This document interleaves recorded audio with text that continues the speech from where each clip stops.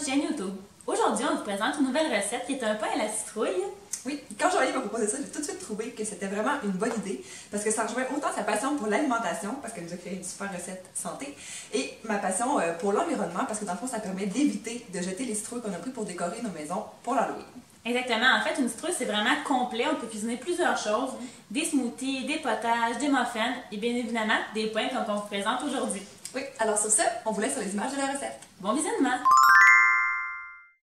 Alors, la première étape pour préparer la purée de citrouille, c'est de casser le pédoncule. Oh non! Je suis je l'ai cassé comme ça.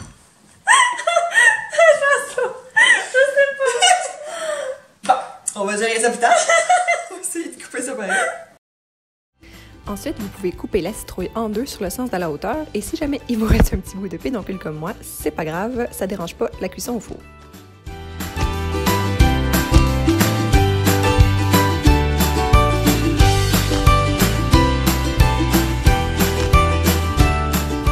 On peut ensuite retirer les graines et on place la citrouille sur une plaque de cuisson, la chair vers le haut, et on peut enfourner à 350 degrés pendant 45 minutes à 1 heure selon la grosseur de la citrouille. Une fois que la chair de la citrouille est bien molle, on la retire du four, on la laisse un peu tiédir et on peut enlever la chair et la placer dans un robot mélangeur. On l'active ensuite jusqu'à ce que la texture soit homogène et qu'on ait une belle purée. Selon la taille de la citrouille, vous allez obtenir une quantité différente de purée, mais la beauté, c'est que vous pouvez la congeler et que ça se conserve pendant 6 mois. Et pour éviter tout gaspillage, on récupère aussi les graines de citrouille, qu'on rince bien, qu'on assèche et qu'on peut ensuite faire rôtir au four. Si vous voulez les assaisonner, on vous a aussi mis une recette de Geneviève Ogleman dans la barre d'infos en bas. Pour faire la recette de pain à la citrouille, en fait, ça prend une tasse de farine non blanchie avec une tasse de farine de blé entier pour augmenter l'apport en fibres, une pincée de sel, de la bicarbonate de soude et de la poudre à pâte pour que tout lève bien. Puis ici, on a le mélange à épices qui prend de la cannelle, du clou de girofle et de la muscade. Donc, on le rajoute dedans. Ensuite, tout simplement, juste bien brasser ensemble à la fourchette. Donc, tout à l'heure, je vous avais présenté les ingrédients secs. Je vais maintenant présenter les ingrédients humides. On commence bien évidemment avec la purée de citrouille. Ensuite, la compote de pommes, ce qui permet d'avoir peu de sucre dans le pain. De l'huile de canola, de l'essence de vanille, du miel ou du sirop d'érable, c'est vraiment à votre choix, une demi-tasse de yogourt grec nature pour augmenter les protéines et 2 œufs. Donc la prochaine étape, c'est de tout fouetter les ingrédients ensemble.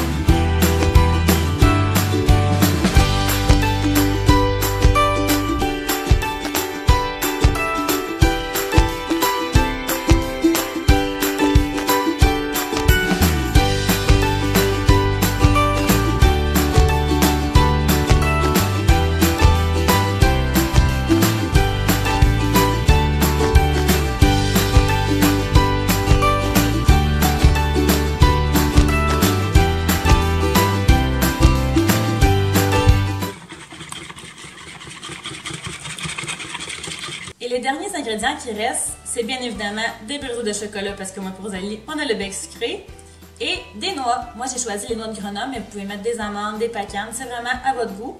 Et il suffit simplement de les hacher.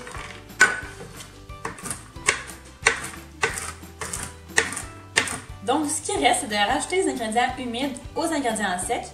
Puis vraiment, pour que ça y aille bien, il faut faire un petit puits dans les ingrédients secs. Ensuite, on verse une première étape des humides dedans. On brasse bien. Comme ça. Et puis on rajoute l'autre complètement. On brasse à nouveau.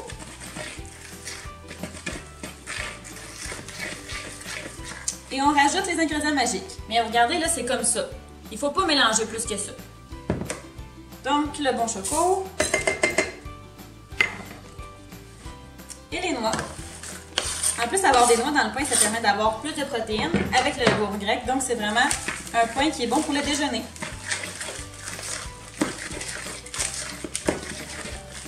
Et voilà. Donc, ça, c'est la texture finale. Notre moule ici est prête. On l'a huilé. On verse le tout dedans.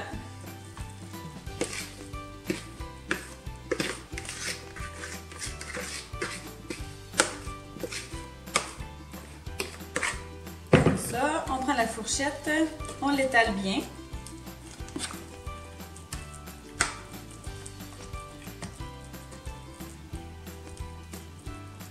Comme ça. On s'assure qu'il n'en reste pas dans le pot. On évite le gaspillage. On a une Rosalie Lemire avec nous. Et voilà. Donc, c'est prêt à enfourner 45 minutes à 50 environ. A few moments later.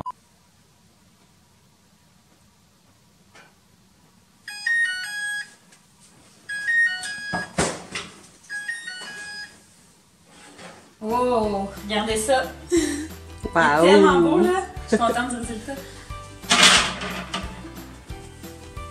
Et une fois le pain sorti du four, en fait, on le laisse reposer une vingtaine de minutes parce que la cuisson se poursuit à l'intérieur du moule une fois qu'il est sorti du four. Donc là, il faut être un peu patiente avant d'y goûter.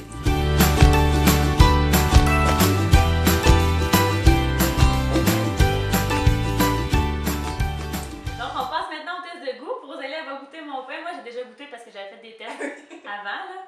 Ouais. Mais go! Mon premier test de goût.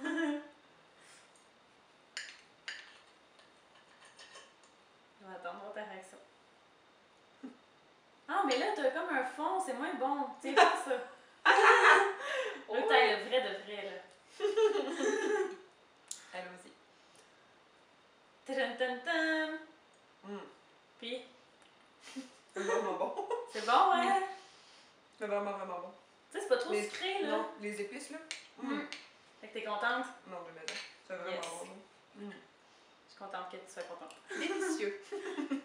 Et voilà, c'est ce qui conclut notre vidéo. On espère que vous l'avez aimé et n'hésitez pas à nous taguer sur les photos si jamais vous testez la recette, ça nous fait toujours plaisir. C'est Rosa et Jojo dans le frigo. Oui. Merci beaucoup, on se revoit bientôt. Bye bye!